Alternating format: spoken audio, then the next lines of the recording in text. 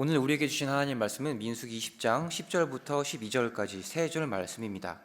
민수기 20장 10절부터 12절까지의 말씀입니다. 그러면 우리 한 구절씩 봉독하고 마지막 구절은 같이 합독하겠습니다. 제가 먼저 봉독하겠습니다. 모세와 아론이 회중을 그 반석 앞에 모으고 모세가 그들에게 이르되 반역한 너희여 들으라. 우리가 너희를 위하여 반석에서 물을 내랴 하고.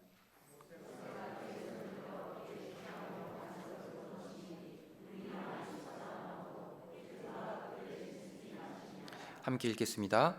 여호와께서 모세와 아론에게 이르시되 너희가 나를 믿지 아니하고 이스라엘 자손의 목전에서 내 거룩함을 나타내지 아니한 고로 너희는 이 회중을 내가 그들에게 준 땅으로 인도하여 드리지 못하리라 하시니라.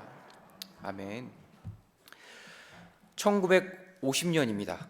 1950년 서울중앙청에 태극기가 개항됩니다. 이것은 단순히 태극기가 바람에 휘날리는 것이 멋있어서 개항되는 것이 아닙니다. 이것은 바로 6.25 때 북한군에게 점령당했던 대한민국 수도 서울을 한국군과 유엔군이 다시 탈환했다는 상징이었습니다. 1909년 10월 26일입니다. 한 기차역에서 태극기가 거향됩니다. 이것은 단순히 나는 대한민국 사람이라는 것을 드러내기 위함이 아니었습니다. 이것은 일제강점기 때 일본의 반인륜적인 식민지 포갑에 항거하여 전 세계에 대한민국의 독립 의지를 천명하는 의사 안중근의 용맹과 투쟁의 상징이었습니다. 여기서 태극기들은 그냥 단순한 천조가리들이 아닙니다. 무슨 일이 있어도 그 어떤 폭력에도 우리는 절대 굴복하지 않겠다라는 대한민국의 결의의 상징이었습니다. 이렇게 무언가의 추상적인 관념이나 사상, 철학이나 이미지, 사물, 이 모든 것들이 어느 한 표지로 나타나는 것을 상징이라고 합니다. 상징은 하나님께서 우리에게 말씀하시는 아주 중요한 방법입니다. 그래서 하나님은 이 상징을 통하여서 하나님의 사람들에게 아주 수많은 말씀을 전해주시는데요. 이것을 용기 있게 순종하는 그리스도인들을 통하여서 하나님은 아주 많은 역사를 하십니다. 짧은 예, 아주 짧게만 좀 예를 들어보면 성경에는 이 예가 너무나 많지만 간단하게 예수님의 이야기만 조금 해보겠습니다. 예수님이 태어나실 때의 별, 또 제자들을 부르실 때의 그 낚시 그물, 또 예루살렘 성전 입성 때의 저 당나귀, 그리고 골고다 언덕에 오르실 때의 십자가, 이런 것들이 바로 성경에서 나오는 등장하는 상징입니다. 오늘 본문은 하나님을 향한 출애굽 1세대의 불신, 그리고 그들의 무책임과 두려움 때문에 40년 유랑 생활이 다시금 시작되고 믿음의 2세대, 출애굽 2세대가 새롭게 시작되는 내용입니다. 오늘 본문이 바로 그 내용인데요. 또 아쉽게도 또 물이 부족합니다. 또 물이 부족해서 출애굽 2세대들이 부모 세대가 했던 것과 똑같이 이제 하나님께 대항하기 시작합니다. 근데 여기서 좀 특이한 것은, 좀 재미있는 것은 2세대입니다. 그래서 자기들은 애굽을 한 번도 가보지 않았어요. 그런데 하나님께 대항할 때 뭐라고까지 말을 하냐면 차라리 애굽에 있을 때가 좋았다, 차라리 애굽으로 돌아가고 싶다, 이렇게까지 얘기를 합니다. 그리고 또 여기서 더 특이한 점은 뭐냐면 그 출애굽 1세대 사람 중에서 가나안 땅에 다 들어가지 못하는데 이 사람들만큼은 예외겠지 하는 사람들이 있습니다. 모세와 아론. 그런데 오늘 이 사건으로 인하여 모세와 아론도 가나안에 들어가지 못합니다. 즉 예루살렘, 이스라엘 출애굽 1세대들은 이 사건을 통하여서 가나안 땅에 들어가지 못하게 되는 것이죠. 오늘 말씀을 보면 모세와 아론이 하나님의 거룩함, 하나님을 드러내지 않았다라고 성경에서 기록하고 있습니다. 다시 말씀드리겠습니다. 하나님의 거룩함, 하나님을 드러내지 않았다. 여기서 하나님을 드러내지 못했다, 하나님을 드러내지 못했다에 한번 주목해 보겠습니다. 드러내지 못했다, 이것은 바로 모세와 아론의 행동이 하나님의 상징, 하나님 나라의 상징이었음을 나타냅니다. 지팡이, 반석, 물, 생명수죠. 이 모든 것은 다 하나님께서 자신을 드러내려고 하셨던 상징이었습니다. 또한 모세와 아론도 이스라엘 사람들에게 하나님의 상징이었죠. 마찬가지입니다. 하나님께서는 우리 또한 하나님 나라의 상징으로 불러주셨습니다. 우리를 각각 우리의 시대로 지금 여기로 하나님의 나라의 상징으로 하나님의 상징으로 불러주신 것입니다. 우리 시대에서 그래서 세상은 나를 통해서 하나님 나라를 보게 되고 우리 가족을 통해서 하나님을 보게 되고 우리 교회를 통해서 하나님의 나라를 체험하게 되는 것입니다. 우리 교회를 통해서 하나님 나라를 보는 것이죠. 자, 하지만 자문해 보겠습니다. 과연 우리는 하나님 나라의 상징으로서 성공하고 있나요? 과연 우리 부서는 다른 부서에게 하나님 나라로 보여지나요? 과연 우리 가족은 다른 가족에게, 내 이웃에게 하나님 나라의 상징으로 보여지고 있나요? 과연 우리 교회는 다른 교회에게 혹은 다른 이웃 사람들에게 하나님 나라로 보여지고 있을까요? 그리고 우리 한국 교회는 과연 이 대한민국이라는 나라에 하나님 나라의 상징으로 여겨질 수 있을까요? 안타깝게도 그리고 우리 한국 교회는 변해야 할 것들이 많은 것 같습니다. 나는 다른 그리스도인을 통하여서 하나님 나라를 보지 못합니다. 마찬가지로 다른 그리스도인들도 나를 통해서 하나님 나라를 보지 못합니다. 우리 교회는 다른 교회를 통해서 하나님을 보지 못합니다. 마찬가지로 다른 교회는 우리 교회를 보고 하나님 나라를 보지 못합니다. 그렇다면 우리 그리스도인이 하나님 나라로 그 나라의 상징으로서 성공하기 위해서는 어떻게 해야 할까요? 우리는 어떻게 모세와 아론 혹은 1세대 애국 출애굽 세대들과 같이 실수하지 않고 하나님 나라로서의 그 상징을 드러낼 수 있을까요? 제가 짧게 두 가지만 가지고 왔습니다. 첫 번째는 성삼위 하나님께서는 우리 믿음의 선조들을 통하여서 내가 바로 하나님의 상징이다. 그것을 첫 번째로 인정하라라고 말씀하십니다. 인정하라. 누가복음 11장 30절 말씀을 함께 보겠습니다. 제 표준세 번역입니다. 요나가 니느웨 사람들에게 표징이 된 것과 같이 인자도 이 세대에 그러할 것이다. 자, 이것을 말씀을 제가 풀이를 해드리면 요나는 그 당시 니느웨 사람들에게 하나님의 상징이었습니다. 하나님 나라의 상징이었어요. 마찬가지로 예수님도 그렇게 표현하시는 거예요. 요나처럼 나도 이 시대의 하나님의 상징이다. 하나님 나라의 상징이다 라고 하고 있는 것입니다. 그리고 요나, 예수님, 그 외에 많은 성경 인물들은 오늘날 우리에게 하나님의 상징이 되고 하나님 나라의 상징이 되고 있죠.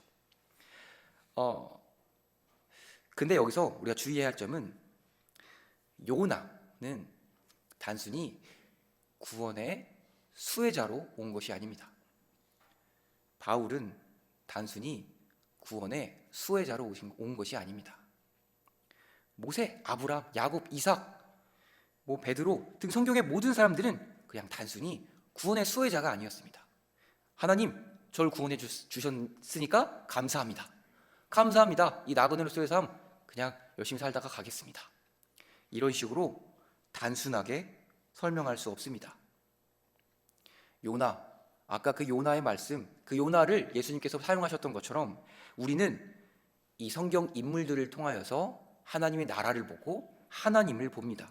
그들의 역사를 통하여서 하나님의 나라는 이렇구나라는 것을 우리는 알게 됩니다. 즉 성경에 기록된 사람들의 모든 이야기는 반면교사든지 간에 전부 다 하나님 나라의 상징인 것입니다. 마찬가지입니다.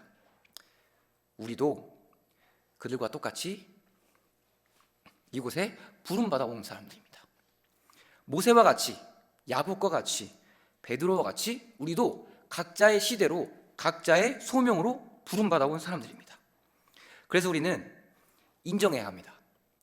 이제는 내 차례다. 이제는 우리가 그리고 우리 교회가 하나님 나라의 상징입니다. 죄송합니다. 제가 어제 등산을 해서 체력이 좀 안 좋아서 그런 것 같습니다. 그래서 우리는 기억해야 합니다. 하나님 나라는 나를 통해 드러난다. 우리 교회를 통해 드러난다. 우리가 바로 그 상징이다 라는 그 사실을 우리가 인정해야 합니다. 오늘 성경 말씀을 보면 그 모세가, 하나님께서는 모세에게 지팡이를 들고 반석으로 나아가라, 그러면 물이 나온다라고 말씀하셨어요. 정확히는 나아가라라고 하셨습니다. 치라고는 하지 않으셨죠. 그런데 모세는 그걸 이제 치게 되고, 성경에서는 이제 그것을 이제 부정적으로 평가를 하는데, 여기서 이 지팡이는 아론의 지팡이인데요, 이 아론의 지팡이는 하나님께서 이스라엘 사람들을 인도하고 계신다, 주관하고 계신다, 하나님께서 너희와 함께 하신다라는 상징이었습니다. 그리고 반석은요, 반석은 우리가 다 알듯이 예수 그리스도를 상징하고 있습니다. 구약에서는 뭐 여러 가지 의미로 사용되지만 가장 많이 상징되는 반석의 의미는 든든한 기반으로서, 아주 든든한 기반으로서, 유일한 기반, 절대 바뀌지 않을 기반으로서 하나님, 말씀, 예수 그리스도를 상징하고 있습니다. 그리고 물은요, 너무 쉽습니다. 물은 구약 신약 통틀어서 생명으로 상징되고 있습니다. 즉 하나님은 모세를 통해서 나타내고자 하였던 것은 바로 하나님의 상징이었는데, 이 모든 생명의 갈급함, 모든 것, 그 생명수, 유일한 생명수는 바로 하나님이다. 모든 것의 근원, 너희가 지금 광야에 있지만 너희 생명의 근원, 존재의 근원, 땅의 근원, 모든 것은 하나님이다. 반석이신 예수 그리스도다. 그리고 너희 모든 삶은 하나님께서 인도해 주시고 계신다, 주관하신다. 지팡이, 그렇게 하나님은 상징으로 보여주신 것입니다. 지팡이, 물, 돌, 아주 사소한 것처럼 보입니다. 일상에서 흔히 볼 수 있는, 지팡이는 볼 수 있을까요?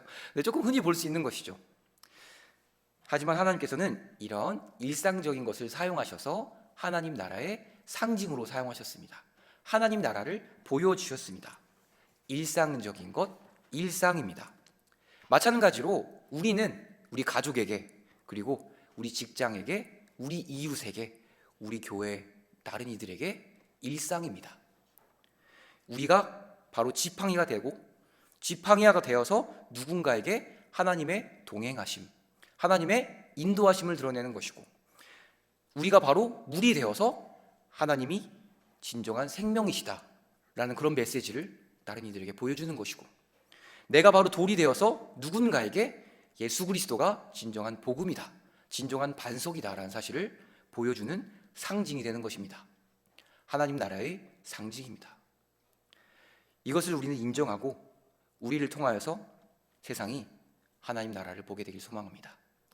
자, 두 번째로, 우리 자신이 이렇게 하나님의 상징인 사실을 인정한다면 우리는 이스라엘 광야 교훈을 통하여서 무엇을 해야 하냐면 바로 하나님을 신뢰해야 합니다.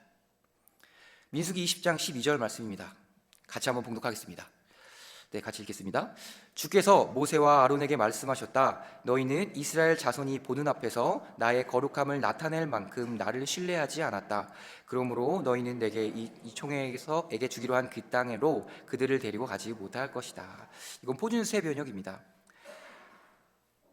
하나님의 역사로 엄청나게 많은 기록을, 수많은 기록을 남겼던 위인이라고 불렸던 모세와 아론마저도 가나안 땅에 들어가지 못합니다. 근데 그 이유를 아까 성경 말씀에서 뭐라고 했냐면, 제가 그 노란 글씨로 표시를 했는데 바로 나를 신뢰하지 않았다. 나를 신뢰하지 않았다. 단순히 화를 내서 못 들어간 거 아니에요. 여기서 그 화를 낸 것은 그냥 가시적으로 그것이 드러난 이제 형상이고, 그 이유, 왜 모세가 그렇게 화를 냈냐? 그것은 바로 하나님을 신뢰하지 못했기 때문입니다. 출애굽 1세대도 똑같습니다. 출애굽 1세대도 그들이 가나안 땅에 들어가지 못한 이유를 성경에서 이렇게 기록하고 있습니다. 이건 제가 읽겠습니다. 민수기 14장 11절 말씀입니다. 여호와께서 모세에게 이르시되 이 백성이 어느 때까지 나를 멸시하겠느냐? 내가 그들 중에서 많은 이적을 행하였으나 어느 때까지 나를 믿지 않겠느냐? 나를 믿지 않았다, 신뢰하지 않았다라는 뜻입니다. 곧 신뢰의 문제였습니다. 우리 삶에는 이해할 수 없는 것들이 너무나 많죠. 너무나 많습니다. 갑자기 닥친 경제난, 건강 악화, 혹은 아무리 오래 있어도 소통이 어려운 가족, 말 못할 고민들 너무나 많습니다. 그리고 무엇보다 세계는 지금 전쟁 중이죠. 눈 뜨면 항상 옆에 있을 것만 같은 우리 가족이 죽어가고, 평생 함께 할 것 같은 내 배우자가, 내 자녀가 내 옆에서 죽어갑니다. 우리는 이럴 때 이런 질문들이 많이 나와요. 하나님, 도대체 나한테 왜 이러십니까? 하나님 어디 계십니까? 하나님 살아는 있나요? 하나님을 신뢰하지 못합니다. 신뢰하지 못하니 우리는 불안합니다. 불안하니까 다른 것으로 채우려고 합니다. 다른 우상을 찾으려고 하는 것이죠. 복수, 분노, 명예, 돈, 질투, 권력, 폭력, 갑질, 혐오, 미움, 시기 등 다른 것으로 그 내 불안을 채우려고 하는 것입니다. 그리스도인은 하나님을 믿는 사람들입니다. 그리고 교회는 그 믿는 사람들의 공동체입니다. 우리의 인생이 어떻게 하면 더 하나님 나라의 상징으로서 성공할 수 있을까? 그 정답은 바로 이 신뢰에 달려 있습니다. 그리스도인으로서의 신뢰, 하나님을 향한 신뢰. 하나님을 신뢰하고 하나님을 선택해야 합니다. 사랑을 선택해야 합니다. 용서를 선택해야 합니다. 양보를 선택하고 겸손을 선택해야 합니다. 다시 말해서 하나님을 선택해야 합니다. 모두가 삶이 힘들다고 합니다. 그리스도인 삶도 마찬가지입니다. 고통이 없는 사람은 산 삶이 아니죠. 산 사람이 아닙니다. 하지만 모두가 다 힘들지만 항상 모든 시간이 그런 것만은 아닙니다. 그리고 모두가 다 그런 것은 아닙니다. 비록 소수지만 내가 하나님 나라의 상징임을 인정하고 그 사실을 인정하고 하나님을 신뢰하기로 한 그리스도인이 있기 때문입니다. 그래서 성경에서는 하나님은 그 한 사람을 찾으신다라고 기록되어 있고 그 한 사람을 통하여서 이 시대에 우리가 감당해야 할 하나님 나라의 상징이 되어서 다른 나라 사람들이 혹은 내 이웃 사람들이, 내 가족이, 내 교회가, 내 주위의 많은 것들이 나를 통해 하나님 나라를 보게 되는 것이죠. 그 사람을 통해, 그 가족을 통해, 그 교회를 통해 세상은 진정한 복음인 하나님 나라를 보게 됩니다. 이제 곧 말씀 마칠 텐데요. 우리는 그런 사람, 하나님의 상징이기를 선택한 사람을 통하여서 그 사람을 보며 그런 교회를 보며 세상은 하나님 나라의 기쁨을 상상할 수 있습니다. 행복을 기대할 수 있습니다. 그 사람의, 그 교회의 이해할 수 없는 사랑을 통하여서 우리는 이해할 수 없는 하나님의 사랑을 상상할 수 있습니다.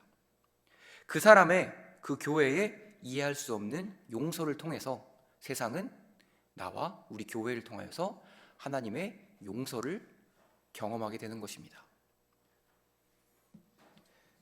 교회에 이해할 수 없는 사랑, 그 은혜, 용서를 통하여서 세상은 하나님 나라의 아름다움을 보고 하나님 나라의 감동을 보게 되는 것입니다. 우리는 기억해야 합니다. 나는, 그리고 우리는 하나님 나라의 상징입니다. 하나님 나라의 상징입니다. 우리 가족도 하나님 나라의 상징입니다. 내 부서도 하나님 나라의 상징입니다. 우리 신답교회는 하나님 나라의 상징입니다. 이것을 기억하고 우리 신답교회 성도님 모두가 자신의 소명을 인정하고 하나님을 신뢰하여서 하나님 나라의 상징으로서 더욱더 선포되기를 소망합니다. 하나님 아버지 감사합니다. 우리를 하나님 나라의 상징으로 불러주심에 감사합니다. 삶이 비록 우리에게 등을 돌린 것 같을 그렇게 어려운 때가 있더라도 하나님을 신뢰할 수 있는 그리스도인이 되길 원하오니 항상 깨어서 하나님을 예배하게 하여 주시옵소서. 항상 교회 되기를 소망하여서 우리 교회 공동체가 더욱더 합심하여 하나님을 찾고 하나님을 예배하게 하여 주시옵소서. 우리를 이 시대로, 이때로 불러주신 그 소명, 그 이유를 알게 하시어 우리가 이 시대에 등불되게 하시고 우리가 이 시대에 하나님 나라의 상징이 되어 세상에 하나님의 빛 비추게 하여 주시옵소서. 우리를 통해 신답교회를 통해 하나님 나라가 더욱더 밝히 보이게 되는 역사, 그 세대가 바로 우리 세대가 되게 하여 주시옵소서. 예수님 이름으로 기도합니다.